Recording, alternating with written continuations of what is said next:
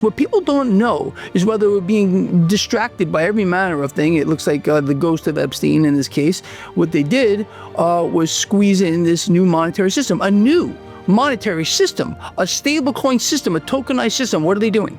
They're collecting data on everyone biometrically and everywhere else so they can use that as a mechanism to tokenize people themselves. I warned 10 years ago that people would eventually become tokenized. Everything about them is going to become a tradable asset in this new beast system. We're here. This is Kaiser Johnson with Liberty and Finance, and these are the Miles Franklin Weekly Specials for July 28th through August 4th, 2025, while supplies last. This week we feature 1 ounce Gold U.K. Britannia at just $59 over spot per ounce. 1 10th ounce Gold U.S. Eagles are just $47.99 over melt per coin. 1 ounce Silver South African Krugerrand are just $2.79 over spot per ounce. And 10th ounce Platinum U.K. Britannia are just $34 over melt per coin. To order our specials or any of the many other options we have available, call us at 1-888-81-LIBERTY. That's 1-888-815-4237. We're available after hours and on weekends, and we look forward to speaking with you. Welcome back to Liberty and Finance. I'm always delighted to have this returning guest. Gregory Mannarino has been with us almost since the very beginning. Greg, thanks for coming back on Liberty and Finance today, being Wednesday, July 30th, 2025. Thanks for having me. Love to be here. It's been quite a while, man. Quite a long time.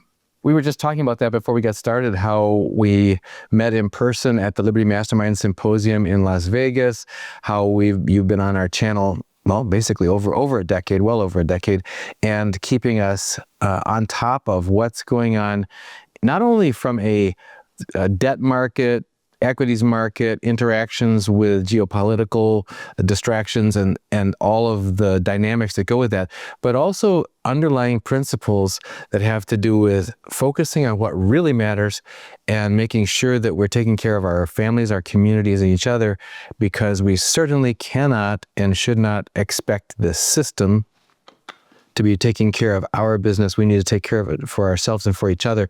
So we wanted to get a quick update from you on the things that you watch quite closely. Today, being Wednesday the 30th, is the Fed Day, where they just announced direction on, or are in the midst of announcing direction on several policy things that can affect our monetary world.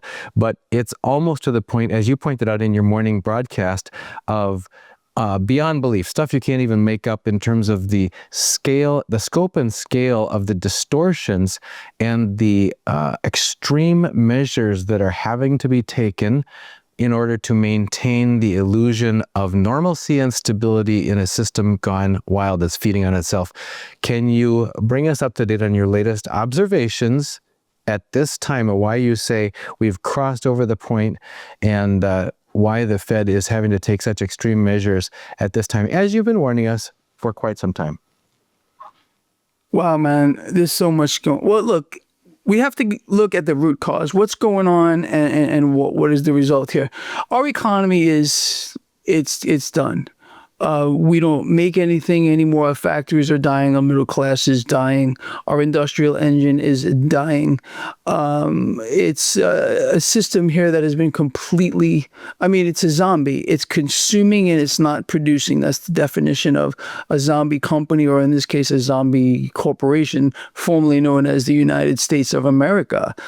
What's happening here is, look, everybody knows this. Every single person following your work and mine realizes that the world doesn't want our dollars and the world doesn't want our debt. We don't even want our dollars that we have in our pocket that are being consistently devalued. Meanwhile, we do have a president and a vice president calling for a weaker dollar and lower rates. And again, the backbone of any economy, the backbone of any strong economy is this currency.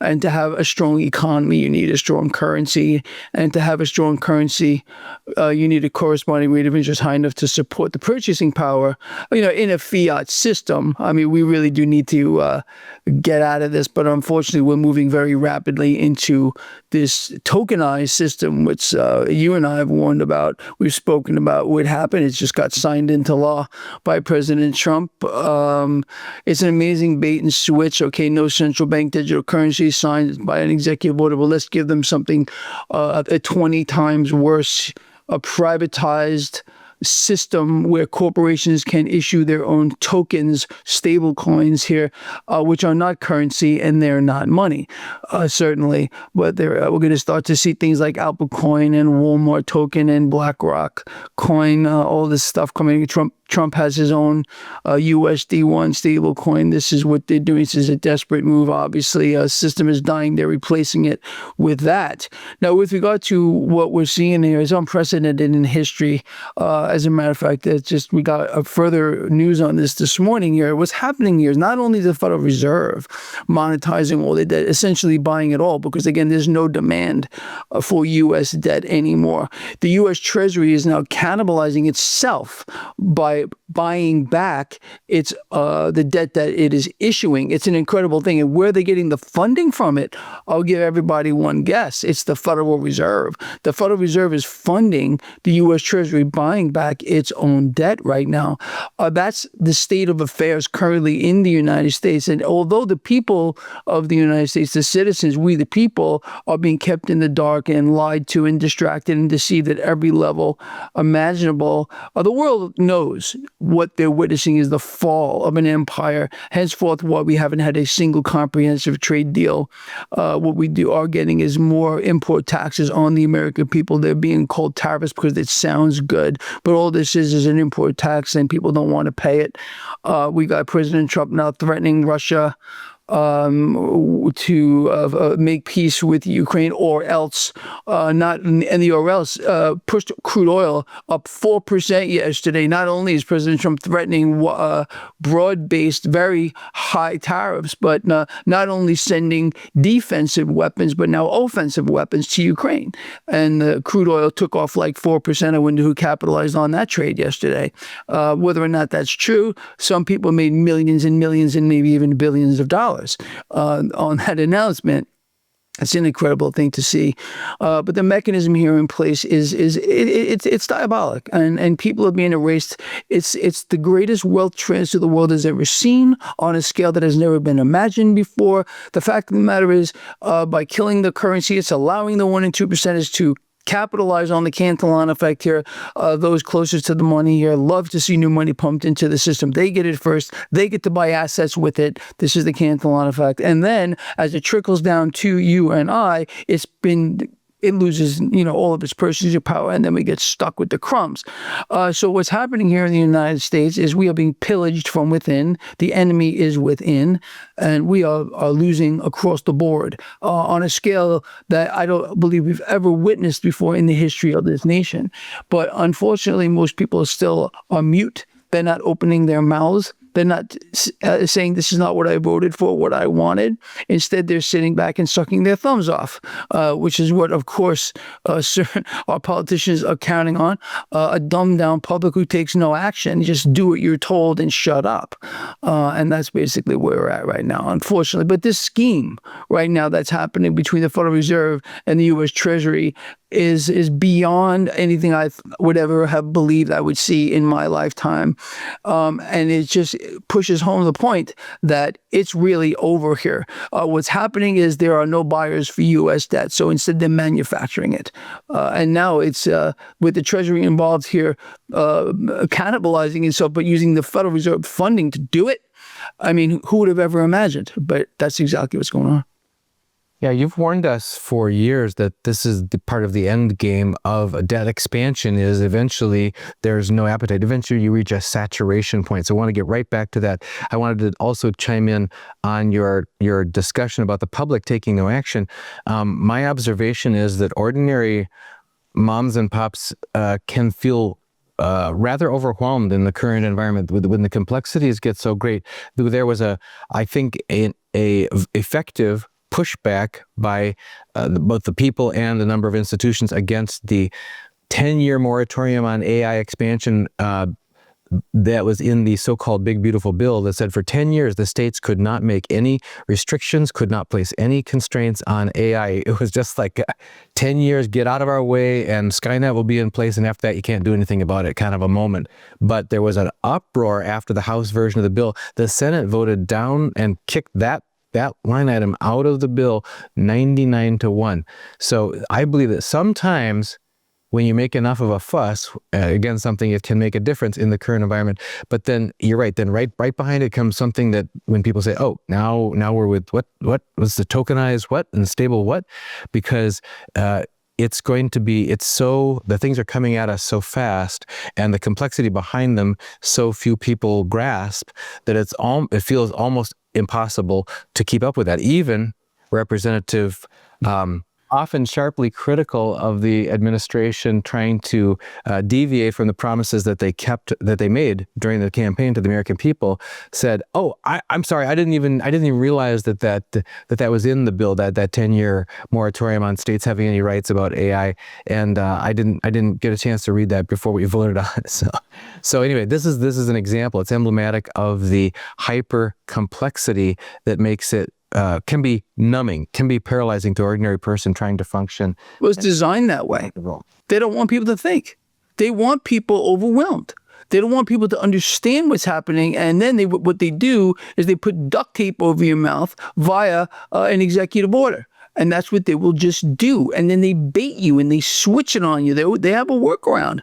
Going back to these stable coins, it's orders of magnitude, multiple worse than if we would have had a central bank digital currency. We've been much better off with the central bank digital currency than what we got. The central bank digital currency, at least in theory, there would have been some oversight. Here with this, no, we got nothing. It's privatized. What people don't know is whether we're being distracted by every manner of thing. It looks like the ghost of Epstein in this case. What they did was squeeze in this new monetary system, a new monetary system, a stablecoin system, a tokenized system. What are they doing? They're collecting data on everyone biometrically and everywhere else so they can use that as a mechanism to tokenize people themselves. I warned 10 years ago that people would eventually become tokenized. Everything about them is going to become a tradable asset in this new beast system. We're here. We're here now. And the silence is, I guess, there are some, at least there's people like you out here trying to prepare their audiences for what's coming. But I'm telling you, dude, if we don't get a lot more people to start pushing back, they're gonna wish they did. What's the real impetus behind this? Creating dependency. Create dependency on the system. Take the system apart piece by piece while pretending to stand against it. It's a clown show, and that's what's going to get set up today. What is set up after the Federal Reserve did not lower rates? They don't have to. The Fed does not even have to lower rates anymore. Why? They're engaged in full-blown yield curve control, and you got the Treasury here now buying back their own debt. There's no reason. And this mechanism on top of big, beautiful bills are going to vault the U.S. debt to heights people aren't going to believe in. That's massively currency purchasing power negative. What has President Trump been calling for since his last tenure? A weaker dollar. Negative rates during his first tenure, and now he wants dramatically lower rates now because he wants people to believe that by, let's see, the dollar's lost 96% of its purchasing power. If we take another 1 or 2%, then all of a sudden the world's going to jump for joy for our products. Anyone who bought that really has to reevaluate their IQ, at least at one level or another. It's just the biggest line of deception in the history of the world. The world is not going to be jumping for joy for our products, which we can't even make because our factories are dying. They're in contraction. I mean, everyone could look this up. You look up U.S. industry. Why is that? Because people can't buy anything with the purchasing power of the currency they have. So if they can't buy anything, what happens? Factories don't produce. President Trump knows exactly what he's doing, wiping us out from the inside. And it wouldn't have made a difference had it been the other one they selected. No. What have I been telling people for 1,000 years? They could choose a farm animal. It could be anything. And it wouldn't have made a difference here. But in this case, they got a guy who's willing to sell people, oh, let me just kill your currency a little more than it is. and everything's going to be fine. Imagine a world leader telling their nation, has the guts, you got to give him credit a little bit here, say, your currency is not weak enough. Your cost of living is not high enough. So let me take a little bit more of that away. Let me get the Fed to massively suppress rates here, and you're going to do fine. I urge people to do their own research on what I'm about to say. You want to find out when the most prosperous times for any nation is, especially the United States. It's at times where the currency has more purchasing power on the back of much higher rates, not lower. This is something President Trump and his sidekick Damian Thorne does not want people to know. Period. Because they would wake up and say, whoa, hold on a minute. I mean, you tell me that we're doing the opposite of what we should be doing? Yeah, how about duh? Yeah, that's the truth. That's exactly what we should be doing, but that's not what we're going to have here because we're being wiped out from within, period, the end. Yeah, you've warned us in the past of this phenomenon. The progress has been accelerating, and the levels of obfuscation and distraction and exaggeration and distortion have been increasing as we go. It can get dangerous. First of all, it's a clear and present danger already to people's existing earnings, savings, and retirement. Number one, that's just that hidden tax of destroying our earnings, savings, and retirements. We live in a 55 plus community, and it's getting to be truly disturbing, the proportion of our neighbors who thought that they were successfully retired, who are now going back to work. And they say, I don't want to go back to work, but I need to, or else I can't pay the HOA fees. I can't pay my property tax. I can't afford to keep going. And my financial planner told me the last year or two ago, they say, that I was on the glide path. I was okay. I was set. We could just keep on keeping on. And now they're telling me, actually, you're going to have to cut expenses and raise income, or else you're going to be eating into your capital, and you're not going to be. You can't maintain this trajectory. That's what you're describing when you say we're being obliterated, when we're being the extinction of the middle class. The options that are available. What effective options are there? It's challenging to figure out where to push back against something that's coming at you from all sides by design. If there's any place we can push back, please help us see those areas. Or what alternative pivots, what changes can people make to increase their chances of being able to survive and thrive despite the fact that we're in an environment that really is hostile towards it. We are behind enemy lines, as you say. Absolutely behind enemy lines. And you know what? We're the enemy. They're trying to destroy us. They're trying to wipe us out on a grand scale here. I mean, we could just go on and on about where this is actually going to end up in the end here. But what I want people to do, man, first of all, you and I have been talking about this for 1,000 years, it seems, man. Get more community-oriented, shop local, support local businesses, even if you have to pay more. As an example, about 20-minute, maybe 15-minute ride from my house is a farm, and they sell fresh eggs and all kinds of fresh things that they have right there.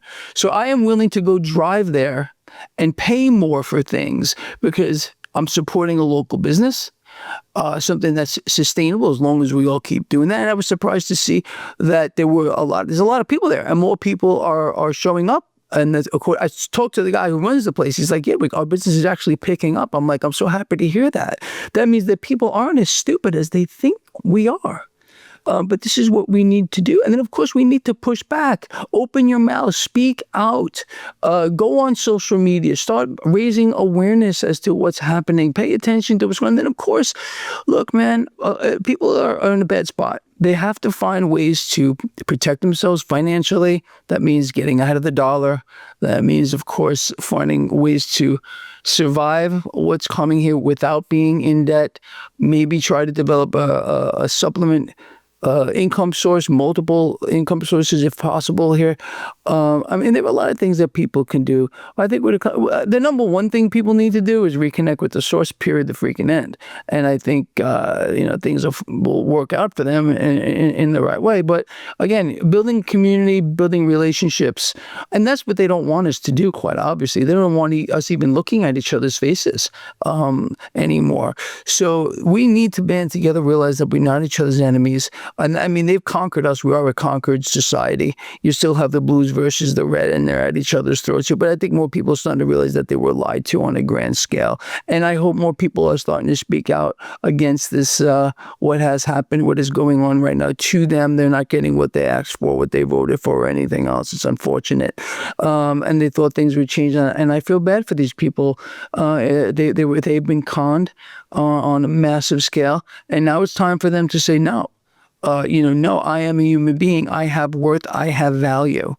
So realize who you are. They don't want you to, they want people to forget who they are. They want more than just our wealth and our whatever we can possibly produce to make them rich. They want our spirit. They want our soul. They're going to suck it all dry, and that's what they're working on. And again, they want people in a state of surrender, and they want people on their knees willing to accept whatever they're going to throw at them, henceforth this new stablecoin system that nobody wants here. This is the beast system that we've all been warned about. It's coming. Everything is going in that direction right now. People can't see it. They're actually willfully blind. There's no way to not see what's happening.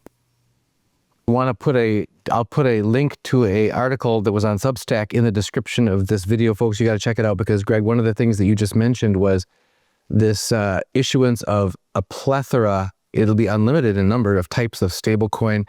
Generates synthetic demand for the U.S. Treasury that otherwise has no demand, and in domestic or foreign, and also it had the parallels with 1929, and that's what the article is about. It's saying that in the last stages of a runaway debt cycle, where you have this expansion supposedly to infinity, where it's all different this time, and it's going to keep going forever.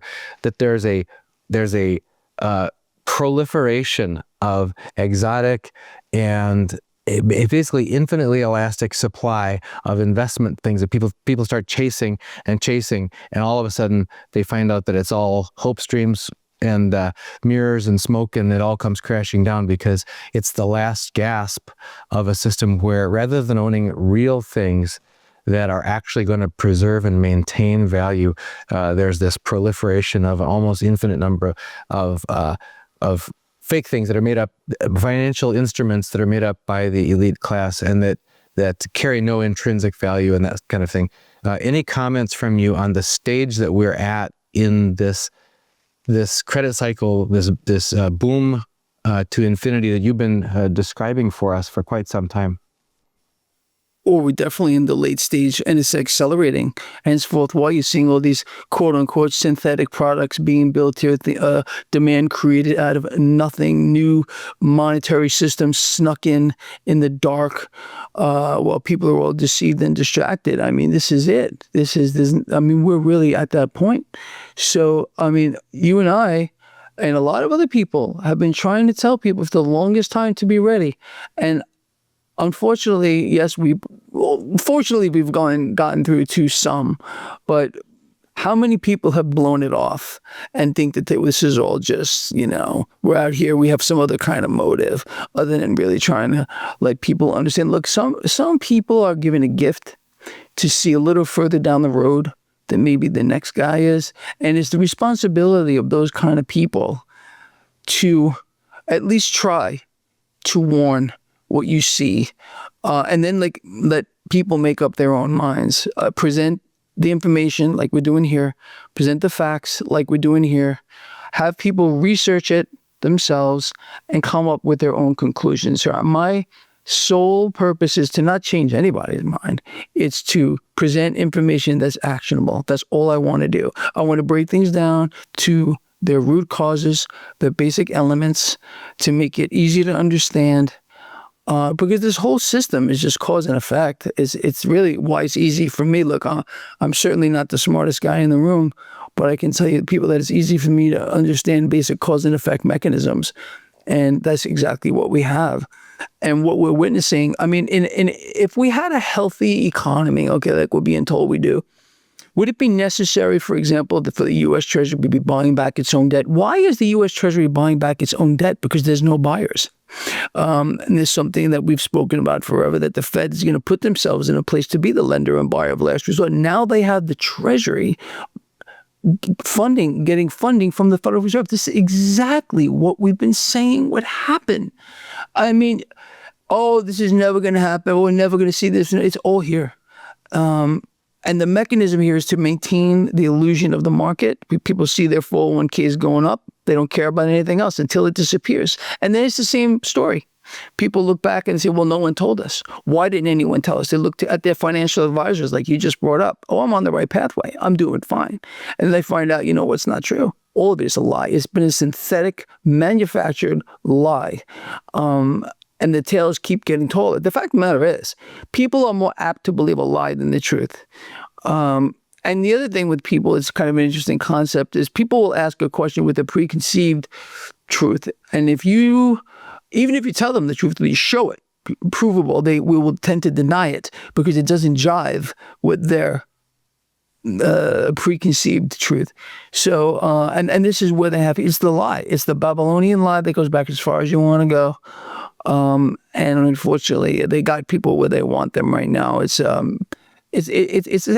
like a concert, a mosaic or something. All the pieces have fallen into place, and there are only a few people, really, like people who follow our work, for example, that can see it. And once you see it, you can't unsee it. But a lot of people, as you know, they fight it. They don't want it. They don't want to hear it. They think that you're a fraud. They'll come up with things about you. They'll make stories. Again, they'll all bear false witness on you about you. They will break one of the commandments of God just to prove a point that you're out here, you're lying, that you're not telling people the truth, that you're looking to deceive them. And they will, again, go against one of God's commandments. It happens to me. I'm sure it happens to you all the time. I find things about me that are just so completely false. And I say, really, this is what you've stooped to? But again, look, I don't care about these kind of people. The bottom line is we're getting through to the right people, you and I. We've been out here a really long time. And I think I would like to believe, at least I would like to believe, that we've made a positive difference in some people's lives. Well, I do get calls every day and every week from clients. Some are brand new because they've just heard this for the first time, or somebody that we have been working with has reached out to them, and now they're starting to listen and they're starting to say, hey, help me understand how I can get out of the bank and get out of the dollar that's losing value. Everybody can see the value, the dollar, the buck ain't worth what it used to be, and get into something that's going to maintain value. That's number one. But I have even had farther down the experience curve, I've had people come back to me and say, remember about 3 or 4 years ago when I had that inheritance and you helped me protect that into solid assets? Well, that's doubled or tripled in nominal value in the last 3 or 4 years. And instead, the money that the currency that I didn't do that with, that was sitting in the bank, will now buy less than ever. I'm so glad I did that. Thank you for helping my family. And that's something that's so rewarding to hear when someone says, thank you for helping my family, because just as you say, you can't unsee it. Once you realize that we're being distracted and we're being misled and we've been lied to and we're being stolen from and we're being taxed in ways that we had no idea we were being taxed in, and they're stealing from our children and our grandchildren. And then you say, well, I can do this instead. And you take one step in that path less, the road less traveled, and you find suddenly that, oh, that made all the difference. So I thank you for that reminder of it really does make a difference. The small choices that we make on a day-by-day basis really do. And sharing this ideas on how to unplug from the hostile system that really does not have our best interests at heart to take better care of our families. You do that every single day. And how can people stay connected with your work so that they can hear your thoughts on an ongoing basis? I'm an easy guy to find, you know that. I hope people would join my Substack, which I'm trying to get going over there, like a sanctuary away from Babylon. But you can find me anywhere. Google me and YouTube. I'm everywhere. I'd rather they follow you, bro. Well, that's fine. Yeah, everybody if you're not subscribed for free to our mailing list here at Liberty and Finance, Joel, first of all, you can just click subscribe right now and click the bell icon so you get notified. We also are on lots of other platforms in addition to the one you may be watching this on. We're pretty much everywhere. So just check us. Look for Liberty and Finance on many of the sites. If you want to make sure you don't miss a single episode with Greg or any of our other guests, make sure that you're on our free mailing list. Just go to libertyandfinance.com, put in your email address, click submit. Make sure you confirm on the confirming email. You'll get 1 email in your inbox per day. No spam, and completely private. We're not going to share your email address with anyone. You won't miss a single episode with Greg or any of our other guests or any weekly specials. So Greg, you're at traderschoice.net. You're on the streaming platforms. If people look up Trader's Choice, they'll find you, or Gregory Mannarino, they'll find you. Thank you, as always, for joining us again on Liberty and Finance. Thanks for having me. I'm sure we'll do it again. This is Kaiser Johnson with Liberty and Finance, and these are the Miles Franklin Weekly Specials for July 28th through August 4th, 2025, while supplies last. This week we feature 1 ounce Gold U.K. Britannia at just $59 over spot per ounce. 1/10 ounce Gold U.S. Eagles are just $47.99 over melt per coin. 1 ounce Silver South African Krugerrand are just $2.79 over spot per ounce. And 10th ounce Platinum U.K. Britannia are just $34 over melt per coin. To order our specials or any of the many other options we have available, call us at 1-888-81-LIBERTY. That's 1-888-815-4237. We're available after hours and on weekends, and we look forward to speaking with you.